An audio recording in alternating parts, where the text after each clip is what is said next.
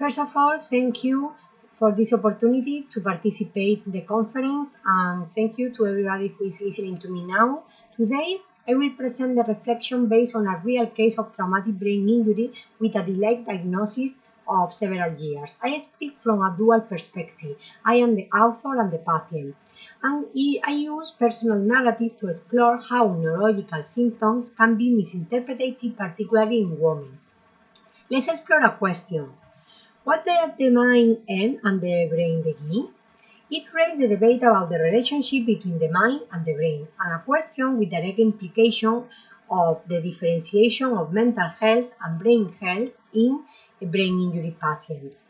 Now we are going to see the index that I combine the narrative medicine, medical humanity, and autobiographical novels, The Girl at the Mental Stop, Torres Caro, after a traumatic brain injury in 2006. Rather than presenting only a clinical case, I want to show how narrative can reveal diagnostic and also the separation between neurology and psychology.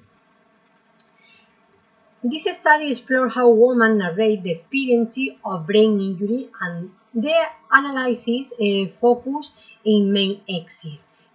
First of all, the role of the silence in women about the experience in the illness, and they are minimized and also less understand, for example, with the interpretation of the progression of the sickness.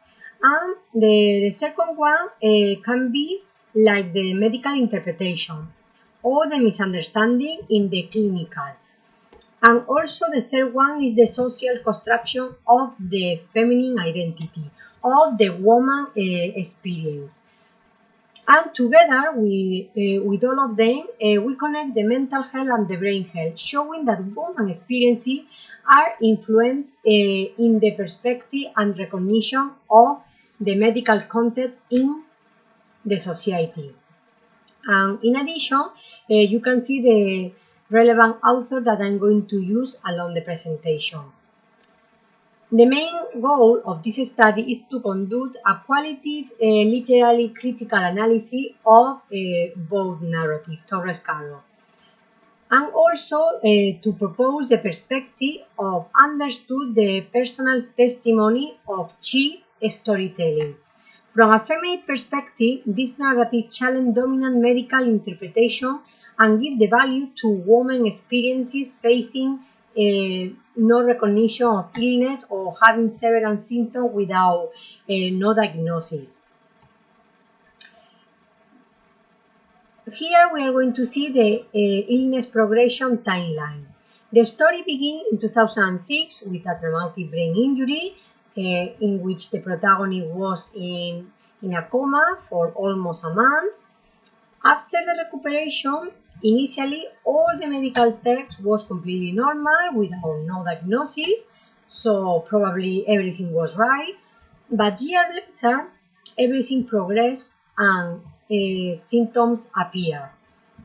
Was neurological one, probably, because around 2018, motor alteration start in the right hand of the protagonist without no diagnosis neither, and with the medical text completely normal.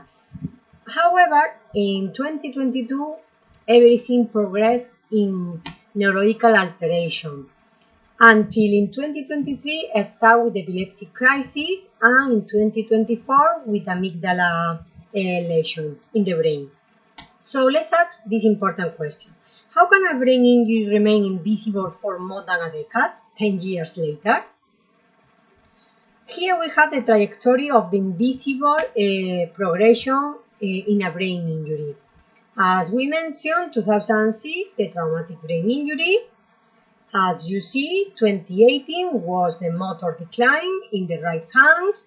In 2018-2022, the protagonist was in psychology or psychiatry, being undiagnosed, and neither with a correct treatment, until in 2023 epileptic crisis, and 2024 more alteration in the brain. So here we are going to see the progression of the After seeing the progression from the motor decline until the neurological symptoms, what we are going to say about the psychiatry, go to the madness or the female hysteria, because historically, when the woman express the behavior and also express distress or emotion or social relationship, everything was described as mad or even as hysteria. According to Showalter, argued that this is the medical diagnosis was grown and also the silence of woman voices for the patriarchal norm and the gender decision. Through these years, many neurological symptoms were interpreted in women as stress, anxiety, emotional vulnerability, and also instead of in the medical clinic, instead of asking, could this be neurological? Always the woman hear repeatedly, could this be psychological? So the process of the invisibility of brain injury is each year more, and the symptoms does not appear, so there's no translation of the psychological. Is it the translation in the psychological language? I mean. Here we see the madness in the 19th century. Historically, the neurological disorders such as epilepsy were often classified as form of hysteria or madness, as previously mentioned. Questioning hysteria means questioning the behavior, the emotion, the bodily symptoms, interpreting it as a mental illness without considering the brain pathology. And the story cannot be separated from patriarchal norm, gender bias, or the social authority of psychiatry. According to Showalter, 1985, explained that during the 19th century, women neurological symptoms were often misdiagnosed as hysteria or madness because the gender stereotype was in order and in power. Women were viewed as naturally emotional and stable, and also the symptom was always believed from a psychological sign, non-neurological one. So the patriarchal control over the woman's body. In her book, as you can see, The Female Malady, 1985, Showalter examined the story of woman and mental illness like a concept of madness by medicine and also by gender norms or culture expectation or social ones. Here we see a technique, 1971, that showed that epilepsy was not always understood as a neurological disorder. For centuries, it was linked to religion and cultural belief. And even after medical advances, women were especially affected because epilepsy was often associated with emotion, instability of madness, and reflective of gender stereotype. And this demonstrates the understanding of epilepsy was under the social and cultural belief. According to his book, Falling Sickness, 1971, Tepkin mentioned that epilepsy was like a condition had been understood from the ancient Greek at the beginning of the modern neurology. And Tepkin showed that epilepsy had never been viewed as a purely medical disorder, and its meaning has always been shaped by religion, culture, and social belief. So here we see the diagnostic pipeline, as I mentioned previously, with the illness progression timeline. So we'll see the delayed diagnosis in brain injury with the invisibility of the symptoms. And also the delay in the investigation of the structural damage, because when you're a patient with brain injury, from long time ago, they say that probably it's from the TBI, but it's not correctly studied. Here we are going to see the clinical practice, the mind and the brain are often treated as separate, as a psychology and neurology. However, this division can have important diagnostic consequences about treatment, about the symptoms, about the feelings. Where neurological symptoms are interpreted only as a psychological, must be overlooked of the delayed diagnosis and inappropriate treatment. And my research argued the mental health and the brain health should be understood as interconnected rather than competing explanation for patient symptoms. To describe this phenomenon, I introduced the concept of misduality, that is the difference between neurology and psychiatry to treat patients correctly after brain injury. This misduality refers to the false dualism in which medicine separates mind versus brain, psychological versus neurological, and mental illness versus brain disease. According to Carmen Borges-Jovet, we can mention the gender differences facing diagnosis or delayed in diagnosis, because she argued that medicine has historically been shaped by a male-centered model. She showed that women's symptoms are often underestimated, misinterpreted, misunderstanding, as a possible physical or neurological condition. Her work highlights the importance of incorporating the gender perspective into the healthcare to improve diagnosis, treatment, and equality in the medical practice. Now we are going to mention the narrative medicine, because about woman misdiagnosis we can deal about the story of the patient, because it's a different way of understanding the illness by focusing on the patient story rather than isolating the symptoms. Autobiographical narrative reconstructs the illness chronologically, showing how symptoms evolve over time and how patients make sense of the experience. And they also reveal social response, period of diagnosis, and the interpretation made by both patient and the doctors. For example, the communication or misunderstanding between them. In this study, the autobiographical fictional narrative, Torres Caro 2025 and 2026, that we are going to see next, we'll see the personal account, it becomes as a epistemic knowledge by reconstructing the diagnosis and the own identity of the neurological disease and the patients. Narrative medicine offers another perspective. Autobiographical narrative allows doctors to reconstruct the illness chronically and the identity of patients. Instead of isolated symptoms, the autobiographical narrative in the narrative medicine incorporate temporal progression, bodily changing, social response, diagnosis, misunderstanding, and the patient or interpretation. Here we see the first novel that this thesis is based on, the Get at the Mental Stop 1, with a journey through the memory, the madness, and the truth she can escape. In this novel, we are going to see a quote: "Who was it? Has she forgotten again?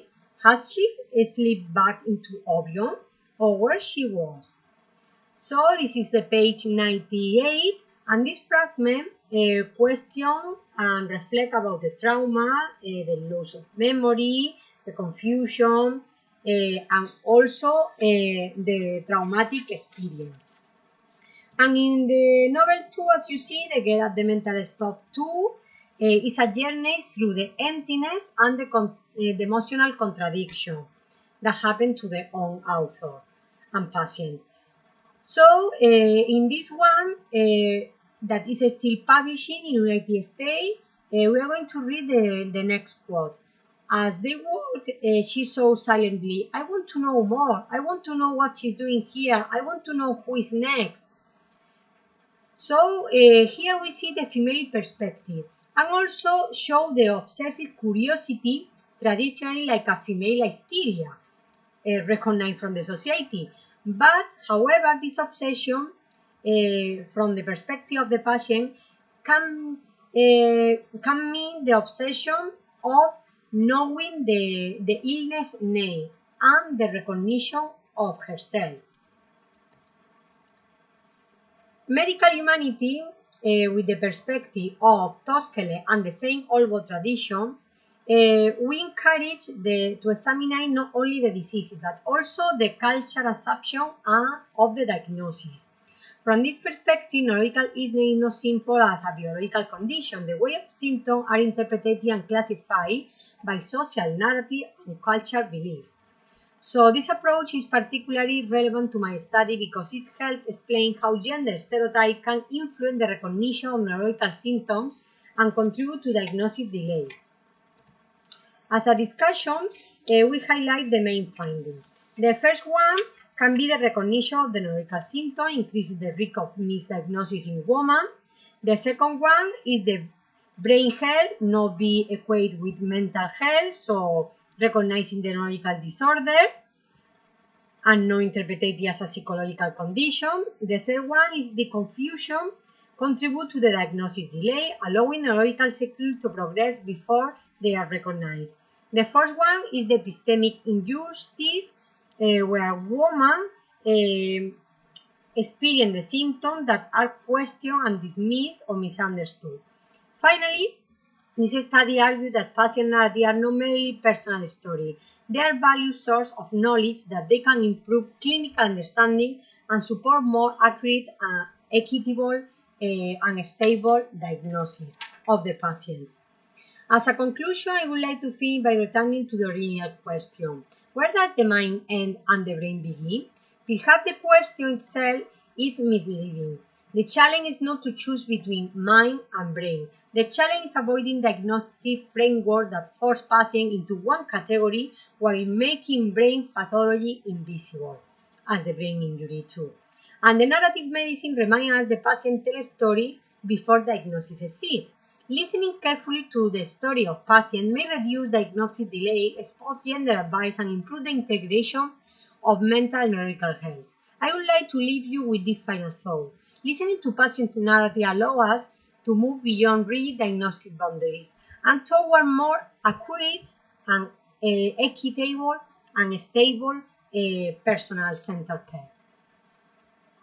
So, if you have any question, don't hesitate to ask me now. Thank you so much for listening, and maybe you can ask what's your story.